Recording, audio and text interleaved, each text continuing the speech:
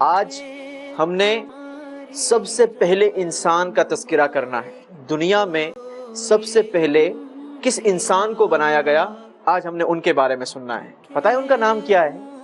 ان کا نام حضرت آدم علیہ السلام ہے۔ کیا نام ہے؟ حضرت آدم علیہ السلام۔ اور آپ کا لقب ہے ابو البشر۔ کیا لقب ہے؟ ابو البشر۔ ہاں، ابو البشر کے معنی کسی کو پتہ ہے؟ ابو البشر کے میننگز ہوتے ہیں انسانوں کا باپ۔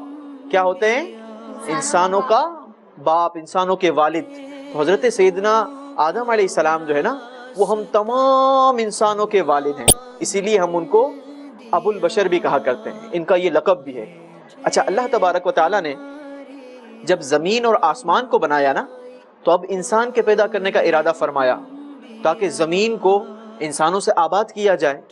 اللہ کی شان ہے کہ وہ کسی سے مشورہ نہ کرے، جو چاہے وہ کرے، لیکن اللہ تبارک و تعالیٰ نے اپنے فرشتوں کو اس انداز کے ساتھ اس بات کو ظاہر فرمایا کہ گویا ایسا لگ رہا تھا جیسے مشورہ ہو رہا ہے۔ کیا ہو رہا ہے؟ مشورہ ہو رہا ہے۔ اس انداز کے ساتھ فرشتوں کو بتایا۔ اللہ تعالیٰ فرماتا ہے قرآن مجید فرقان حمید میں، اور یاد کرو جب تمہارے رب نے فرشتوں سے فرمایا کہ میں زمین میں اپنا نائب بنانے والا ہوں۔ کیا بنانے والا ہوں؟ نائب بنانے والا ہوں، خلیفہ بنانے والا ہوں۔ اچھا، فرشتوں نے جب یہ سنا نا، تو فرشتوں کو بڑا تعجب ہوا کہ یا اللہ، انہوں نے اعتراض نہیں کیا، ان کو عجیب سا فیل ہوا کہ یا اللہ، ہم تیری وہ مخلوق ہیں جو تیری عبادت کرتے ہیں، تو جو کہتا ہے ہم اس پر عمل کرتے ہیں، کہ یا اللہ اگر نائب بنانا ہے تو اس کے زیادہ حقدار تو ہم ہیں، فرشتوں کو نائب بنایا جائے، آدمیوں کو کیوں بنایا جا رہا ہے؟ تو گویا اللہ تبارک و تعالیٰ کی بارگاہ میں فرشتوں نے عرض کی، قالوا اتجعل فيها من يفسد فيها ويسفك الدماء ونحن نسبح بحمدك ونقدس لك۔ تو انہوں نے عرض کیا، کیا تو زمین میں ایسے کو نائب بنائے گا جو اس میں فساد پھیلائیں گے، خون پھیلائیں گے، حالانکہ ہم تیری حمد بیان کرتے ہیں، ہم تیری تسبیح بیان کرتے ہیں، ہم تیری پاکی بیان کرتے ہیں۔ تو اللہ تبارک و تعالی چونکہ وہ سب کچھ جانتا ہے، اللہ تبارک و تعالیٰ کو یہ معلوم تھا کہ حضرت آدم علیہ السلام کی اولاد میں انبیاء بھی ہوں گے، اولیاء بھی ہوں گے، نیک لوگ بھی ہوں گے، عبادت گزار بھی ہوں گے، وہ لوگ بھی ہوں گے جو اللہ تبارک و تعالیٰ کی عبادت کیا کریں گے، مگر ایسے لوگ بھی ہوں گے جو برے کام بھی کریں گے، ہیں، لوگوں کو ناحق قتل بھی کریں گے، چوری بھی کریں گے، رشوت بھی لیں گے، جھگڑا بھی کریں گے، زمین میں فساد پھیلائیں گے۔ ہاں بیٹا، بالکل جھگڑا کرنا اچھی بات نہیں ہوتی ہے، جھگڑا کرنا اچھی بات نہیں ہوتی ہے نا، بالکل، تو ہمیں جھگڑا نہیں کرنا چاہیے۔ تو اللہ تبارک و تعالیٰ نے فرشتوں کو فرمایا، اے میرے فرشتوں، بے شک میں وہ جانتا ہوں جو تم نہیں جانتے۔ اللہ تبارک و تعالیٰ ہر چیز کا علم رکھتا ہے، اسے سب کچھ معلوم تھا کہ کیا ہونے والا ہے۔ اب حضرت اسرائیل علیہ السلام کو اللہ نے حکم دیا کہ زمین پر جاؤ اور زمین سے ایک مٹھی مٹی کی لے آؤ۔ کیا لے آؤ؟ مٹی کی لے آؤ۔ جب حضرت اسرائیل علیہ السلام نے، اللہ کے یہ فرشتے ہیں، کون ہیں؟ فرشتے ہیں، ہاں۔ تو جب حضرت اسرائیل علیہ السلام نے اللہ کا حکم پایا تو وہ سیدھے زمین کی طرف آئے، سیدھے زمین پر آئے، اور زمین پر آ کر آپ نے ایک مٹھی مٹی کی اٹھائی۔ کیا اٹھائی؟ ایک مٹھی مٹی کی اٹھائی، لیکن اللہ تعالیٰ کی قدرت سے پوری دنیا کی مٹی جو ہے نا، اس کے مختلف ذرات اس ایک مٹھی مٹی کے اندر آ گئے، مختلف کلرز بھی آ گئے، بلیک کلرز بھی آ گیا، ریڈ کلر بھی آ گیا، یلو کلر بھی اس مٹی کے اندر شامل ہو گیا، اس طریقے سے ڈیفرنٹ کلر اس مٹی کے اندر شامل ہو گئے۔ مختلف ٹیسٹ ہوتے ہیں نا، کوئی میٹھا ہوتا ہے، کوئی پھیکا ہوتا ہے، کوئی کڑوا ہوتا ہے، کوئی تیکھا ہوتا ہے، یہ سارے ٹیسٹ بھی اس مٹی کے اندر شامل ہو گئے۔ اسی طریقے سے نرم مٹی بھی شامل ہو گئی اور سخت مٹی بھی شامل ہو گئی۔ آپ نے آج کل دیکھا ہوگا طرح طرح کے لوگ پائے جاتے ہیں نا، کوئی بلیک ہوتا ہے، افریقہ میں جو رہتے ہیں لوگ وہ بلیک ہوتے ہیں، بلالی جس کو کہتے ہیں، تو وہ بلیک ہوتے ہیں۔ اچھا، جو ایشیا کے رہنے والے ہیں ان کا کلر گندمی ہوتا ہے، براؤنش کلر ہوا کرتا ہے، تو وہ براؤن کلر بھی اس میں شامل ہو گیا تھا۔ اسی طریقے سے اگر کوئی یورپ کا رہنے والا ہے تو وہ وائٹ ہوتا ہے، ان کو گورا بھی کہتے ہیں، الگ الگ سب کے کلرز ہیں۔ تو یہ اللہ تعالیٰ کی قدرت ہے کہ اس ایک مٹھی جو مٹی تھی نا، اس کے اندر مختلف کلر شامل ہو گئے تھے۔ اچھا، جتنے کلر شامل ہوئے تھے نا، اتنے قسم کے لوگ آج دنیا میں پائے جاتے ہیں، اتنے کلرز کے لوگ پائے جاتے ہیں۔ پتہ ہے کتنے کلر شامل ہو گئے تھے؟ 60 کلر شامل ہو گئے تھے. کتنے کلر شامل ہو گئے تھے؟ 60. علماء بتاتے ہیں کہ 60 کلرز اس ایک مٹھی مٹی کے اندر شامل ہو گئے تھے. اچھا مختلف کیفیت بھی تھی, کوئی سخت تھا تو کوئی نرم مٹی بھی شامل ہو گئی تھی. آج آپ نے انسانوں کو بھی دیکھا ہوگا, کوئی سخت گفتگو کرتے ہیں, ان کا مزاج سخت ہوتا ہے, کوئی نرم گفتگو کرتے ہیں, میٹھی باتیں کرتے ہیں تو ان کا مزاج میٹھا ہوتا ہے, نرم ہوتا ہے. تو یہ اسی مٹی کی کیفیت کی وجہ سے آج انسانوں کے اندر اس طرح کی کیفیت پائی جاتی ہے جو اس ایک مٹھی مٹی کے اندر شامل ہو گئے تھے. اچھا تو اب وہ مٹی اللہ تبارک و تعالیٰ کی بارگاہ میں پیش کی گئی. اب اللہ نے حکم دیا کہ اسے مختلف پانیوں کے ساتھ گوندا جائے. کیا کیا جائے؟ ہاں, مختلف پانیوں کے ساتھ گوندا جائے. کئی دنوں تک اس مٹی کے اوپر بارش برسائی گئی. جب وہ مٹی نرم ہو گئی تو اس مٹی سے ایک پتلا بنایا گیا. کیا بنایا گیا؟ پتلا بنایا گیا, ایک انسانی جسم بنایا گیا, اور اس جسم کو, اس پتلے کو اٹھا کر جنت کے دروازے پر رکھ دیا گیا. کہاں رکھ دیا گیا؟ جنت کے دروازے پر. اچھا اب کئی دن تک وہ پتلا جنت کے دروازے پر اسی طرح رہا.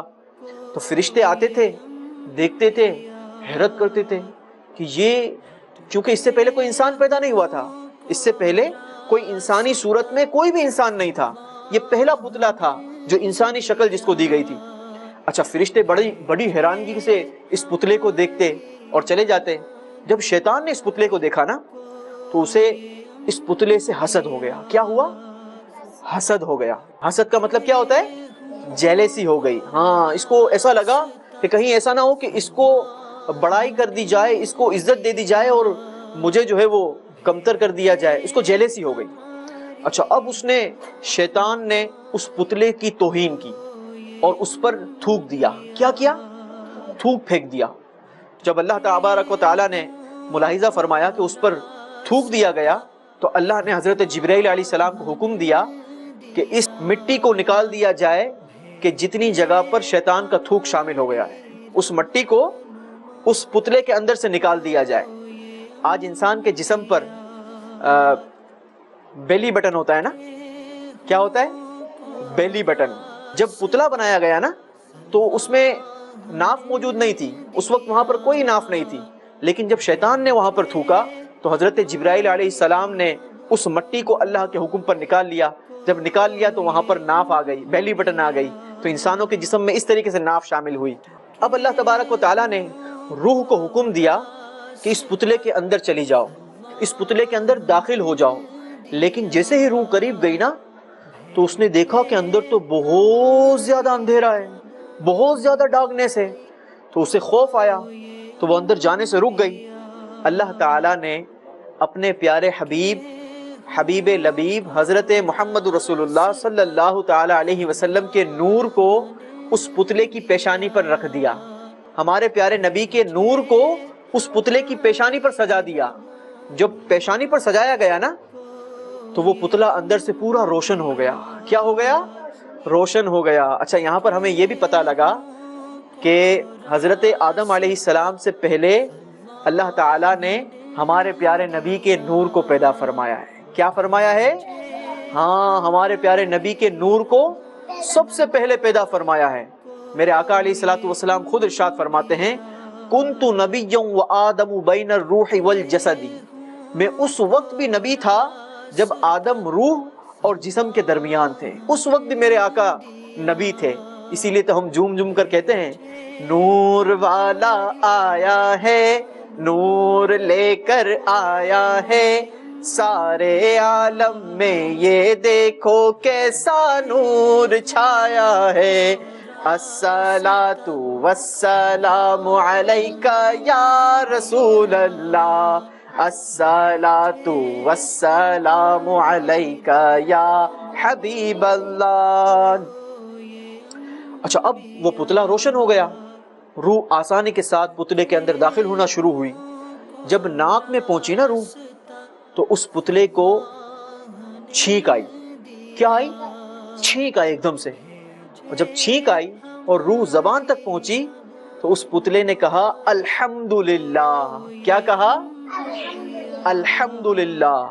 اچھا آج بھی جب ہمیں چھینک آتی ہے تو ہم سب کیا پڑھتے ہیں؟ الحمدللہ. اور جو چھینکنے والے کی حمد سنے جو چھینکنے والا حمد کرے اس کے جواب میں ہم کیا کہتے ہیں؟ یرحمک اللہ۔ شاباش۔ اچھا اس وقت تو اور کوئی انسان نہیں تھا، پتہ ہے یرحمک اللہ کس نے کہا تھا؟ پتہ ہے یرحمک اللہ کس نے کہا تھا؟ جب حضرت آدم علیہ السلام کو چھینک آئی اور آپ نے فرمایا الحمدللہ، تو اللہ تبارک و تعالی نے فرمایا یرحمک اللہ، یعنی اللہ تعالیٰ تم پر رحمت فرمائے۔ اللہ نے فرمایا اے ابو محمد یعنی اے آدم، میں نے تم کو اپنی حمد ہی کے لیے بنایا ہے۔ اچھا پھر آہستہ آہستہ پورے جسم کے اندر روح پھیل گئی اور حضرت آدم علیہ السلام زندہ ہو کر کھڑے ہو گئے۔ ٹھیک ہے، اس طریقے سے حضرت آدم علیہ السلام کو پیدا فرمایا گیا۔ اچھا اب چونکہ فرشتے کہہ رہے تھے نا کہ اللہ ہم اس کے زیادہ حقدار ہیں کہ ہم تیرے خلیفہ بنائے جائیں، ہم زیادہ تیری عبادت کرتے ہیں، یہ تو خون بہائیں گے زمین میں، فساد پھیلائیں گے، تو اللہ تبارک و تعالیٰ کو حضرت آدم علیہ السلام کی عظمت اور رفعت بھی فرشتوں پر ظاہر کرنی تھی کہ حضرت آدم علیہ السلام آپ سب سے زیادہ عظمت والے ہیں۔ عظمت والا پتہ ہے کس کو کہتے ہیں؟ ہاں، برتری والے، بہتر۔ تو اللہ تعالیٰ نے ساری دنیا میں جتنی بھی چیز موجود تھی یا جتنی بھی چیز آگے چل کر آنی تھی، وہ ساری چیزوں کے نام حضرت آدم علیہ السلام کو بتا دیے۔ حضرت آدم علیہ السلام نے وہ سارے نام یاد کر لیے۔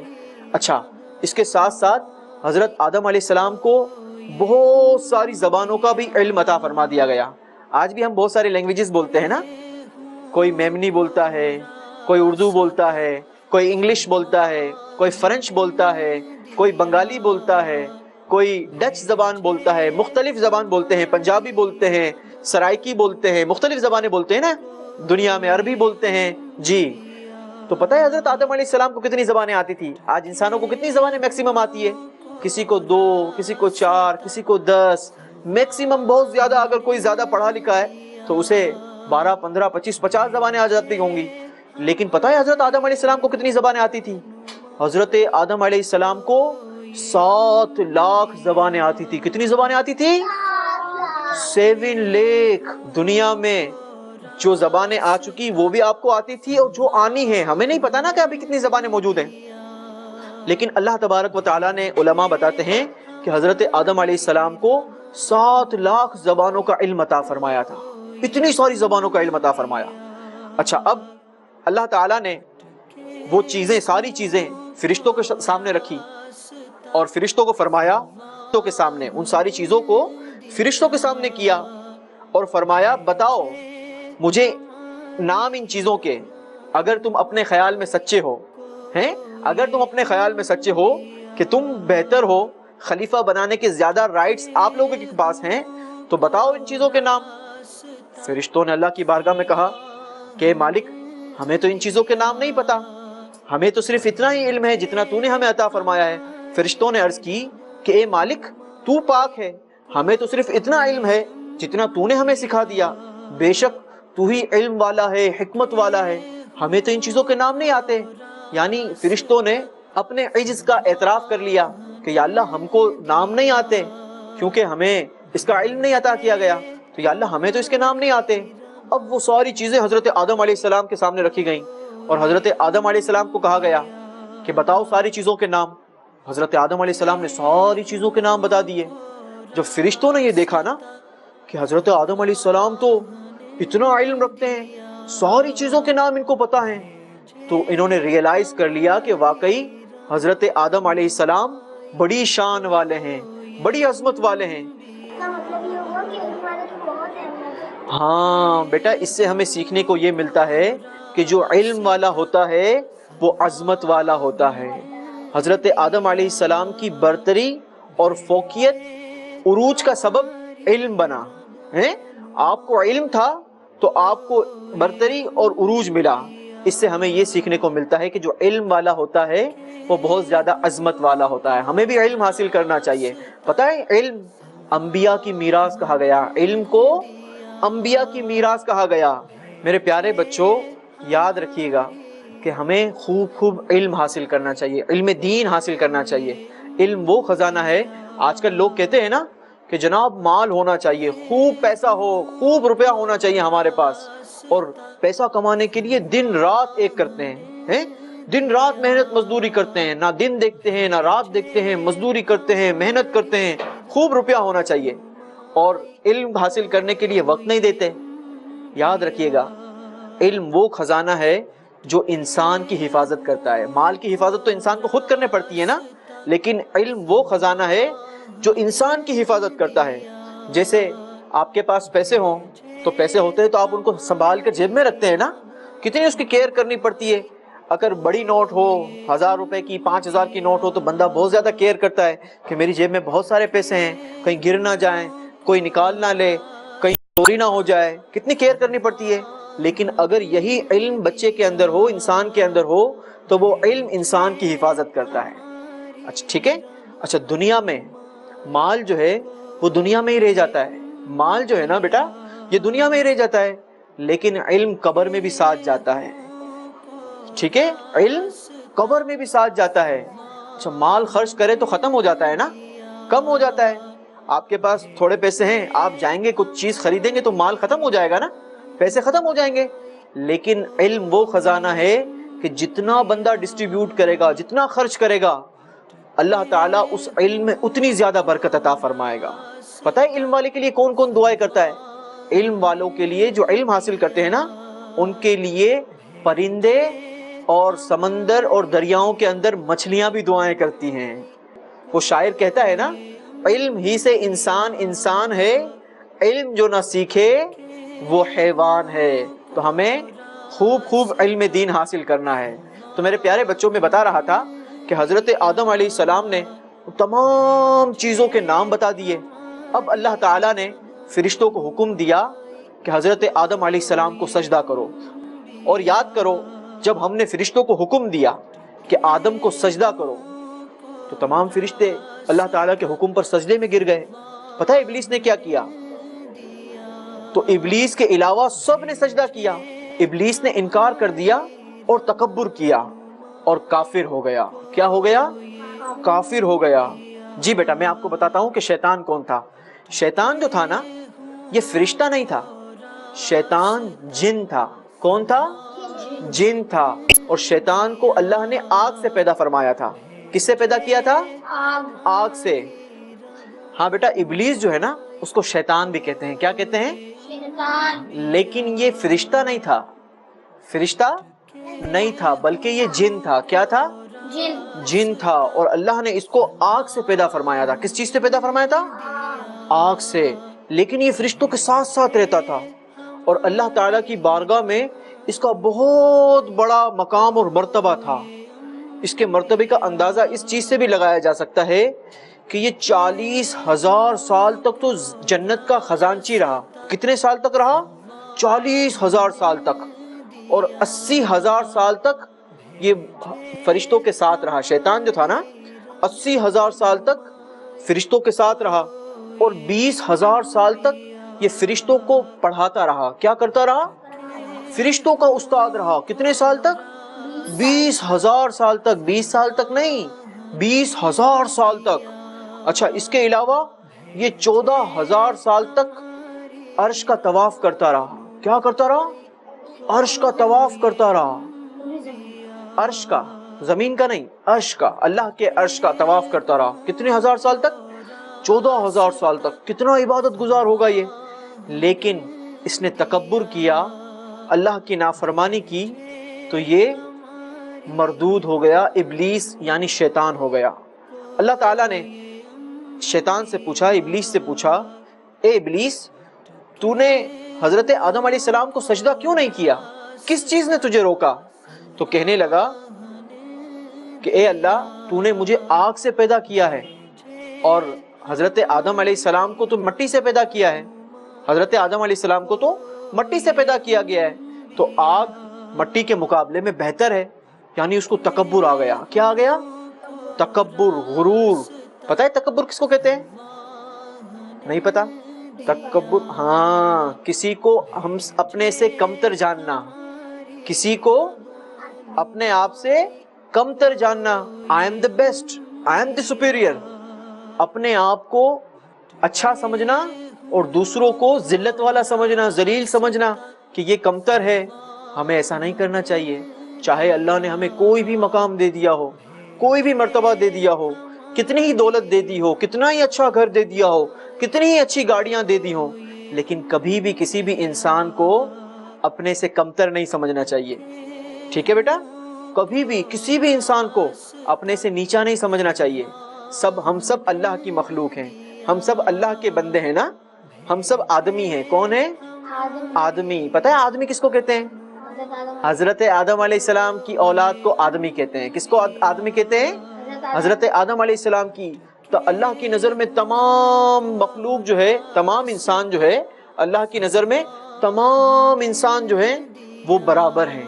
کوئی بیسٹ نہیں ہے، کوئی سپیریئر نہیں ہے. ہاں، اللہ جس کو مقام اور مرتبہ عطا فرما دے، جس کو اپنا مقرب بندہ بنا دے، جس کو اپنا نبی بنا دے، نبی کو بھی اپنے جیسا نہیں سمجھنا چاہیے. نبی اللہ کے وہ بندے ہوتے ہیں، وہ بشر ہوتے ہیں جو بہت زیادہ سپیریئر ہوتے ہیں. کون ہوتے ہیں؟ سپیریئر ہوتے ہیں. جو اللہ کے اولیاء ہوتے ہیں، اللہ کے محبوب بندے ہوتے ہیں، ان کو اللہ مقام اور مرتبہ عطا فرماتا ہے. تو عام عوام کو اپنے سے کمتر اور ذلیل نہیں سمجھنا چاہیے. شیطان نے تکبر کیا، مغروری کی، تو اللہ تبارک و تعالیٰ نے اس کو ارشاد فرمایا تو جنت سے نکل جا، تو مردود ہے، اور بے شک قیامت تک تجھ پر لعنت ہے. اللہ تبارک و تعالیٰ نے اسے اپنی رحمت سے دور فرما دیا، اس کو اپنی رحمت سے دور کر دیا. جب فرشتوں نے یہ دیکھا نا کہ تمام فرشتوں نے سجدہ کیا ہے اور شیطان نے سجدہ نہیں کیا، تو فرشتے ایک بار پھر سجدے میں چلے گئے، شکر کا سجدہ کیا کہ یا اللہ تیری مہربانی، تیرا شکر، تیرا احسان کہ تو نے ہمیں سجدے کی توفیق عطا فرمائی اور ہم نے شیطان کی طرح مغروری نہیں کی. اچھا، تو میرے پیارے بچوں، ہمیں اس واقعے سے، اس پورے قصے سے یہ سبق ملتا ہے کہ کبھی بھی کسی کو بھی اپنے سے کمتر اور نیچا نہیں سمجھنا چاہیے. بہت سارے لوگ ہوتے ہیں کہ جن کو اللہ تعالیٰ بہت سارا علم عطا فرماتا ہے، تو ان کو بھی اس چیز سے درس حاصل کرنا چاہیے کہ شیطان کون تھا؟ معلم الملکوت تھا. کون تھا؟ معلم الملکوت، یعنی فرشتوں کا بھی استاد تھا، یعنی فرشتوں کا بھی استاد تھا. اتنے بڑے منصب پر فائز ہونے کے بعد بھی جب اس نے ایک بار تکبر کیا، ایک بار غرور کیا، تو اللہ تعالیٰ نے اسے اپنی جنت سے نکال دیا، اپنی رحمت سے دور کر دیا. تو میرے پیارے بچوں، کبھی بھی کسی کو بھی اپنے سے کمتر نہیں سمجھنا چاہیے. اللہ نے کوئی بھی ہمیں منصب عطا کر دیا ہو، ہمیں اللہ کا شکر ادا کرنا چاہیے. یا اللہ تیری مہربانی کہ تو نے مجھے یہ عزت عطا فرمائی، تیری مہربانی کہ تو نے مجھ پر یہ کرم کیا کہ تو نے مجھے بہت اچھا گھر دیا، بہت اچھا علم دیا. یا اللہ تیری مہربانی، اچھی گاڑی دی، اچھا چہرہ دیا. بسا اوقات اللہ تبارک و تعالیٰ بہت سے لوگوں کو بہت سارا مال عطا فرماتا ہے. اچھا، اب مال والا یہ نہ سمجھے کہ میں سب سے اچھا ہوں چونکہ اللہ نے مجھے مال عطا فرمایا ہے، اللہ نے مجھے بہت سارا علم عطا فرما دیا تو میں بہت اچھا ہو گیا. ایسا کبھی بھی نہیں سمجھنا چاہیے. ہر بار اللہ کا شکر ادا کرنا چاہیے. دنیا میں کوئی بھی نعمت مل جائے، ہمیں اللہ کا شکر ادا کرنا چاہیے. اور جب بندہ اللہ کا شکر ادا کرتا ہے نا، تو اللہ تبارک و تعالیٰ ارشاد فرماتا ہے اگر تم شکر کرو گے تو میں تمہیں اور زیادہ دوں گا. تو ہم اگر اللہ کے شکر گزار بندے بنیں گے تو اللہ ہماری نعمتوں میں اضافہ عطا فرمائے گا. اچھا، شیطان کا جو یہ کانسیپٹ تھا نا کہ I am the best because I am the fire، میں آگ سے بنا ہوا ہوں، یہ اس کا کانسیپٹ ہی غلط تھا. علماء نے بڑی پیاری اس کی تردید کی ہے، اس کا بہت زبردست رد کیا ہے. چونکہ آج بھی دنیا میں کوئی بھی چیز اگر آپ آگ کے اندر ڈالتے ہیں تو کیا ہو جاتا ہے؟ وہ جل جاتی ہے، وہ فنش ہو جاتی ہے، ختم ہو جاتی ہے. لیکن اگر کوئی چیز آپ مٹی کے اندر ڈالیں گے نا، جب آپ مٹی کے اندر ڈالیں گے تو مٹی اس چیز کی حفاظت کریں گی. پہلے کے لوگ خزانے کو کہاں چھپایا کرتے تھے؟ مٹی کے اندر. اب تو بینک بن گئے، لاکرز بن گئے، کبرز بن گئے، ہم وہاں پر رکھتے ہیں. لیکن پہلے کے لوگ مٹی میں دبا دیا کرتے تھے اپنے خزانے کو. تو مٹی امانت دار ہے. مٹی کون ہے؟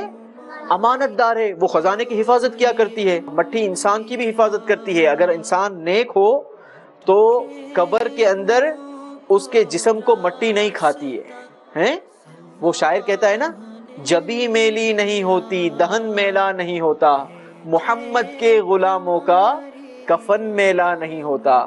تو جو نیک ہوتے ہیں، اللہ کے نیک بندے ہوتے ہیں، ان کو مٹی نہیں کھاتی ہے. اچھا، پھر اگر مٹی کے اندر کوئی چیز ڈالی جائے، کوئی چیز رکھی جائے، مثال کے طور پر اگر کوئی گندم ڈالی جائے، کوئی اناج اگانے کے لیے بیج ڈالا جائے، تو پھر کیا ہوتا ہے؟ ہاں، اور زیادہ اس میں گروئنگ ہو جاتی ہے، بہت ساری فصل تیار ہو جاتی ہے. اور اگر وہی چیز آگ میں ڈالی جائے تو کیا ہو؟ جل جائے، فنش ہو جائے، ختم ہو جائے. تو شیطان کا جو یہ کانسیپٹ تھا نا کہ میں سپیریئر ہوں کیونکہ میں فائر سے بنا ہوا ہوں، میں آگ سے بنا ہوا ہوں، اس کا یہ کانسیپٹ ہی غلط تھا. اس کا یہ کانسیپٹ ہی غلط تھا. یاد رکھیے گا، آگ میں بے قراری ہوتی ہے. کیا ہوتی ہے؟ بے قراری ہوتی ہے، اور مٹی میں سکون ہوتا ہے. آئیں ہم سب مل کر اللہ سے دعا کرتے ہیں کہ یا اللہ، جب ہم کو مٹی میں ڈالا جائے، قبر میں ڈالا جائے، تو ہمیں قبر کے اندر سکون اور راحت عطا فرما. وہ شاعر کہتا ہے نا، نہیں کوئی چیز نکمی زمانے میں، کوئی برا نہیں قدرت کے کارخانے میں. صلو علی الحبیب صلی اللہ تعالی علی محمد صلی اللہ علیہ وسلم.